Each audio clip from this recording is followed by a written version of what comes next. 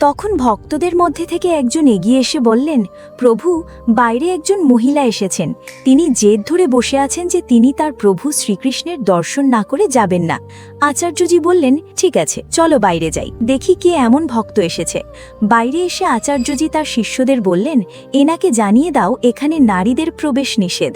তখন মীরাবাই শান্ত অথচ দৃঢ়কণ্ঠে বললেন, এখানে তো সবাই নারী, এখানে কে মহিলা নন তা আমাকে দেখান। তিনি আরও বললেন, এই সমগ্র সৃষ্টিতে যদি কেউ একমাত্র পুরুষ হয়ে থাকেন তবে তিনি হলেন পরম পুরুষোত্তম শ্রীকৃষ্ণ, বাকি আমরা সবাই তার গোপী। এই কথা শুনে আচার্যজি বিস্ময় ক্রোধে ফেটে পড়লেন এবং বললেন, তোমার সাহস কিভাবে হয় আমাদের নারী বলার?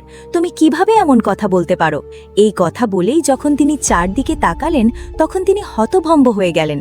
তিনি দেখলেন সেখানে উপস্থিত সমস্ত পুরুষ গোপী রূপে দাঁড়িয়ে আছেন, তার নিজের শিষ্যরাও গোপী রূপে রূপান্তরিত হয়ে গেছেন, এমনকি তিনি নিজেও গোপী রূপ ধারণ করেছেন।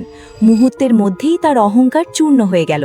তিনি হাত জোড় করে মীরাবাইয়ের কাছে ক্ষমা চাইলেন এবং বুঝতে পারলেন মীরাবাইয়ের ভক্তিই তাকে গোপী রূপে রূপান্তরিত করেছে।